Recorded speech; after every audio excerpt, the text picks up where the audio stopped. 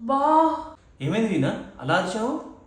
అవునండి, చాలా రోజుల నుంచి పనులన్నీ బాగా నొస్తున్నాయి. ఏం తిన్నా కానీ మస్తు పనులు అయితే నొస్తున్నాయి. మొత్తం పనులలో ఇరికిపోతున్నాయి. మీరే ఏదైనా సొల్యూషన్ ఉంటే చెప్పండి ప్లీజ్.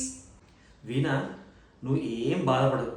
నీ పంటి నొప్పి వితిన్ 10 డేస్లో తక్కువ అయ్యే హాస్పిటల్ తీసుకెళ్తాను నేను. హయత్ నగర్లో డాక్టర్ డియాజ్ డెంటల్ హాస్పిటల్లో ఉంది. వాళ్ళ దగ్గర the best treatment, painless treatment, advance technology తోటి వాళ్ళు ట్రీట్మెంట్ చేస్తారు. మా ఆయన సజెస్ట్ చేసినట్టు నేనైతే డిఆర్ఎస్ డెంటల్ హాస్పిటల్కి అయితే వచ్చేసిన. వీళ్ళ అంబియన్స్ అయితే చాలా ఎక్సలెంట్గా ఉంది, చాలా స్పేషియస్గా ఉంది.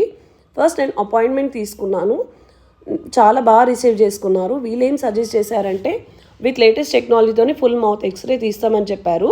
ఎక్స్రే తీసిన తర్వాత వీళ్ళు ఏం సజెస్ట్ చేశారంటే మీకు ఇంప్లాంట్ కంపల్సరీ వేయాలి అని చెప్పారు.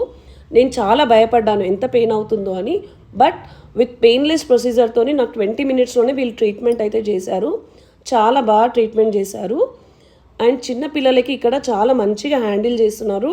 ఎంత కేర్ తీసుకుంటున్నారంటే చిన్నపిల్లల విషయంలో కూడా. అండ్ వీళ్ళ దగ్గర అన్ని స్పెషాలిటీస్ అవైలబుల్ ఉన్నాయి. మీకు ఎటువంటి పంటి సమస్యలు ఉన్నా మీరు డిఆర్ఎస్ డెంటల్ హాస్పిటల్కి విజిట్ అవ్వండి. మీ ప్రాబ్లమ్స్ని రిజాల్వ్ చేసుకోండి.